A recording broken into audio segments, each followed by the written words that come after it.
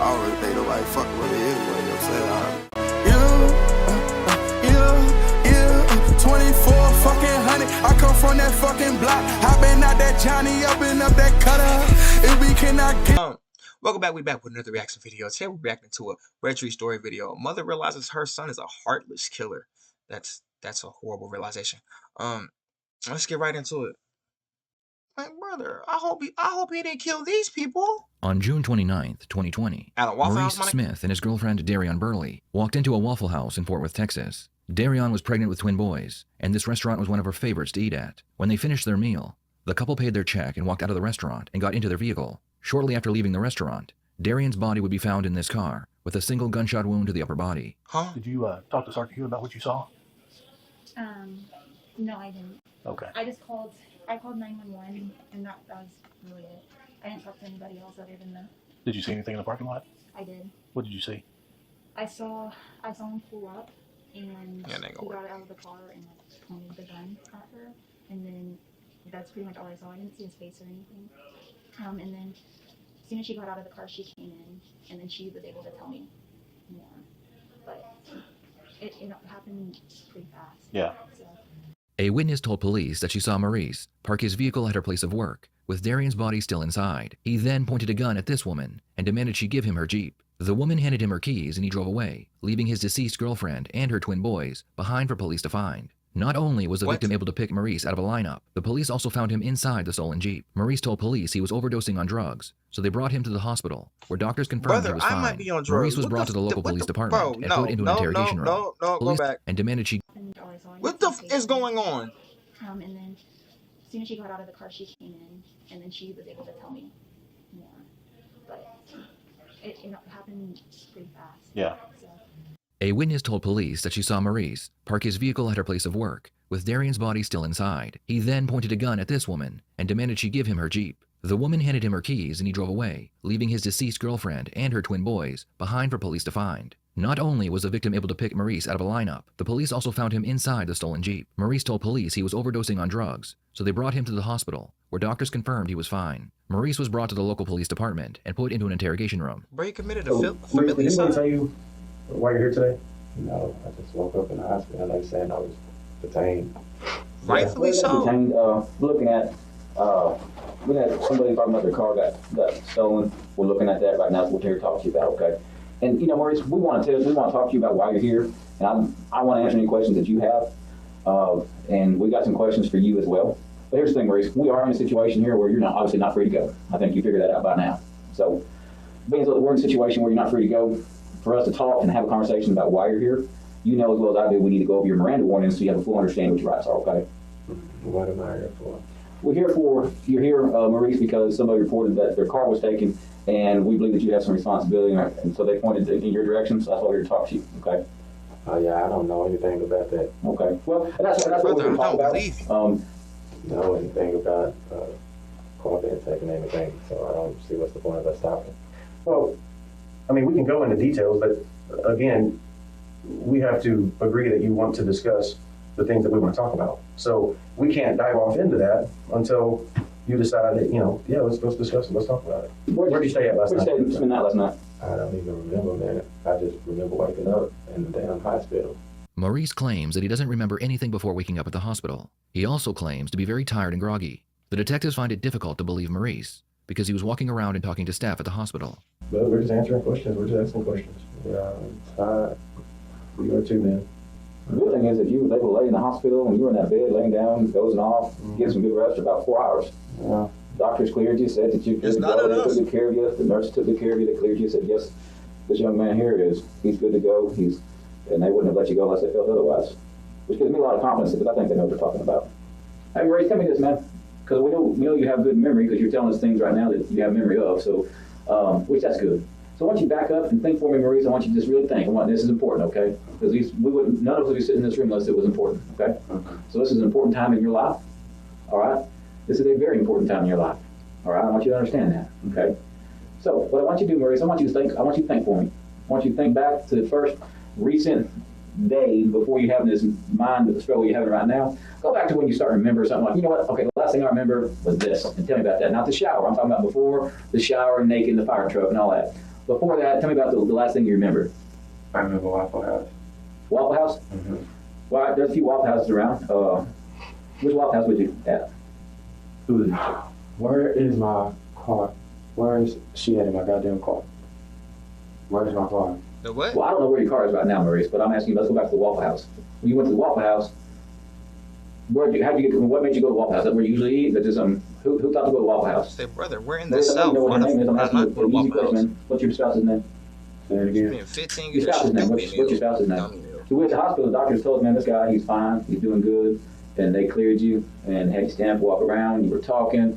I watched it, and so I'm wondering why it is that you're not telling me this when I do know that you know the answer to that question. My head is spinning. But you know enough to call her your spouse, but you can't recall her name. Derek. Darian? Okay, see, there you go. Was Darren or Darian? Darian. When y'all done eating today, what'd y'all go do? Where'd y'all go next? Shit. I got high. I went home to my sister's You say you got high, then you went to your sister, so where'd you remember getting high at? on the patio. On the patio of your sister's house? Yeah, I smoked my first K to the stick. But when I sat on that patio, I got to the high. Maurice's new story is that he and Darian got into an argument shortly after leaving the Waffle House. Maurice claims that he pulled over on the side of the road, got out of the vehicle, and walked to his sister's house. There he got high, and that's all he remembers. I'll tell you what, so we went to Waffle House, and when did the fight and the arguing or whatever start? When she's talking about that? When I got outside and looked at the tire, it was low. She was like, the tire's flat. It looks like it has a razor slit or a cut in it, and it's like it's gonna have a blowout. I got the air, and it didn't air up. So then she got irritated because I didn't want to pay $60 for a tire from Discount Tire. So as I leave, and she go to snapping it for the I got shit to do. I was like, nah. So I just got out the car, walked my ass across that freeway. Then that's when you went and got high. Yeah. Okay. So I was already smoking leaving. So when y'all were driving around, when y'all notice who knows the tire and when again? Is that what you refer to it as? Came out of Waffle House. She found it. Okay. And it's obviously you went to go try to get. Now, what did you do to try to fix that tire? I tried to air it up. Now, where were you when you tried to air it up? At the store, right there. Did you go and talk to folks at Discount Tire? Brother, why ain't I just Did you have to get a new tire? They was trying to charge me $60. So what did you do then? To spend it. I told her, well, we can go find a used tire. And she just started snapping as I got on the service road, man. Now, earlier you said that your spouse, that she had errands to run, but now you're saying that she made you feel like less of a man because she called you a junkie. So and told me, I got errands to run, So what kind of errands was she running today? So I said, well, fuck it. I jumped out the car. You jumped out the car? Yeah. Then what'd she do? Pulled off. Oh, hell no. Now she was driving your car, right? That's right. Okay. Because I got high. Woke up ass naked, getting yelled at with a fire truck and an ambulance. And I see you guys or the police or something jump in and cover me up. The detectives are finally able to get Maurice to speak with them, and he has already shown he had motive to murder his girlfriend. Now they just need to keep questioning him and hopefully get him to admit he was the shooter. So she's angry. She's upset about you're getting high, and she says where's she work at? I honestly don't know. She always told me she had a job, but I never seen where she worked. Last time I checked, she was working in McLean. McLean? Yeah. Okay. And then when y'all drive around the Waffle House, the tire's not completely flat because you can still get around a little bit, right? It was flat. It was flat. It was flat. Mm-hmm. And did you ever get that thing fixed off before she left? Put the air in. Once we put the air in, and we went through Discount Tire, they aired us up some. We pulled out, jumped on the freeway, and that's when the argument, and I just pulled over, got out. How'd the argument start? Tell me about that. Her calling me a junkie. Why did she call you that this morning like that? What started that? Because I was smoking today too. This morning before then, huh? Even before you went to your sister's then, right?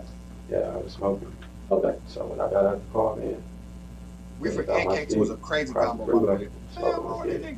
And we want to talk to you about what happened, why you was in Mansfield today. The reason why I ask you because you definitely talked to a woman today who saw you in Mansfield. Mm-hmm. Okay. So we're trying to figure out what happened in Mansfield. So you had some car problems. You had a fight with your girlfriend, your spouse. I'm sorry. So I'm trying to figure out what happened here in Mansfield. What's going on here in Mansfield? I'm trying to figure out too. Well, we're on the same. That's a good thing because we're on the same boat. Then that's good. The one thing that we can say we know is that you were in Mansfield. Okay, so I think we're all three pretty much sure about that. Mm-hmm. I think y'all too sure about that. Well, Maurice, I will tell you something, sir. I'm 100% certain you're in Mansfield today. There's no question on mine that you were in Mansfield today. Okay? I know you were in Mansfield. That is not anything that's in question here today. You were in Mansfield, Texas today. Before we brought you here, you were in Mansfield. Okay?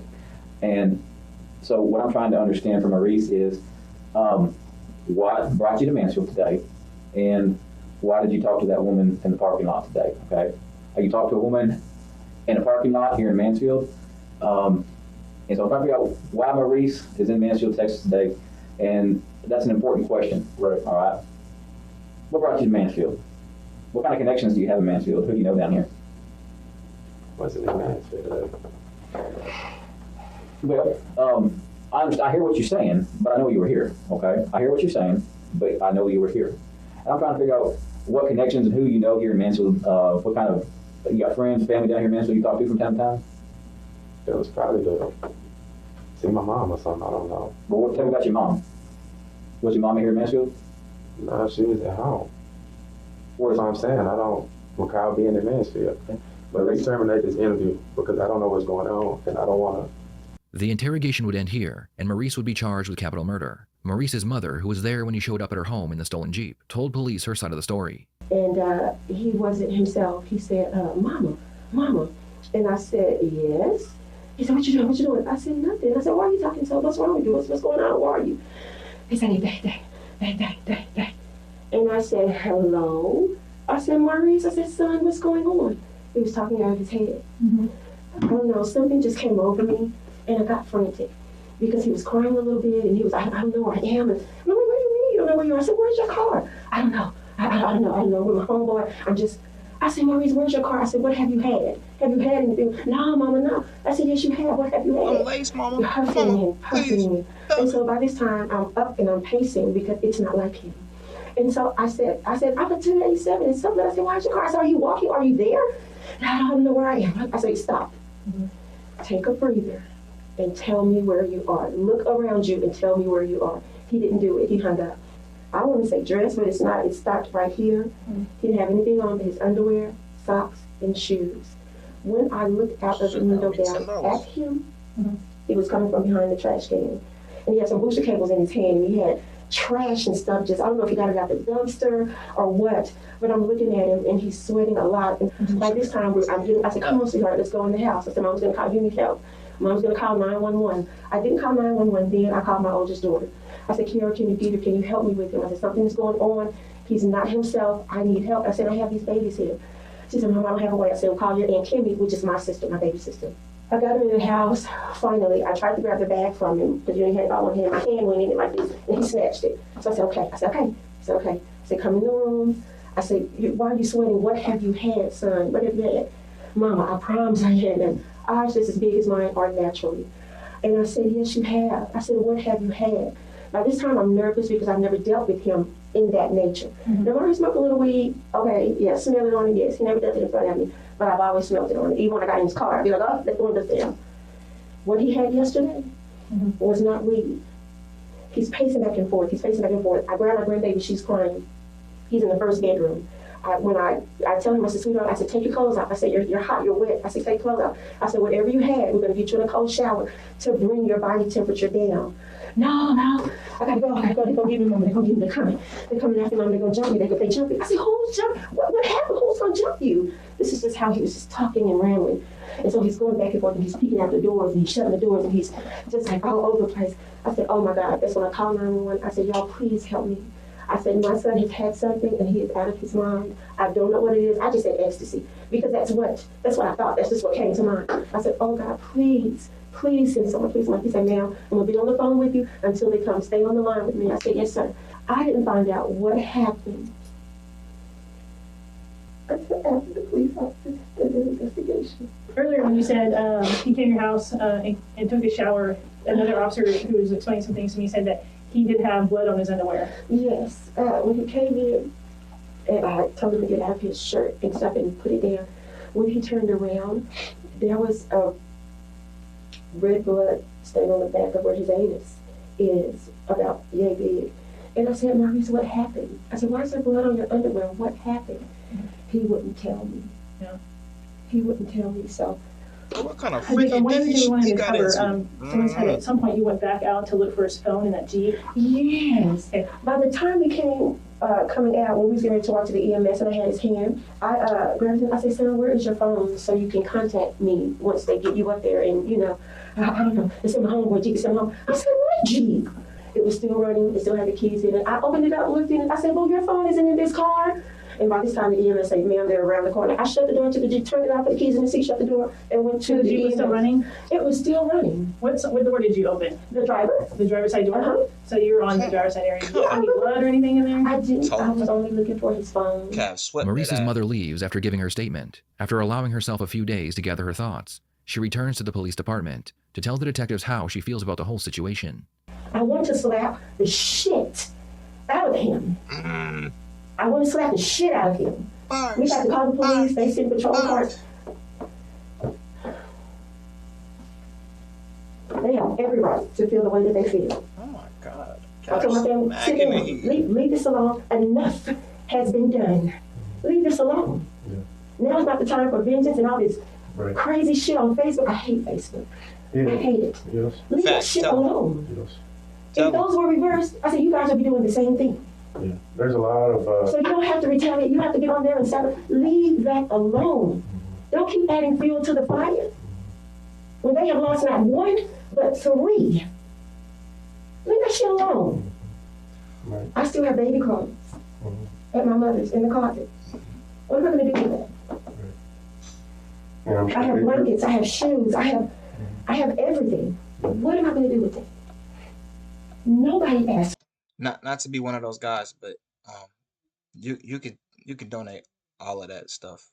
Not I don't see in that moment you don't give that answer, but if she did want to answer that you could do that.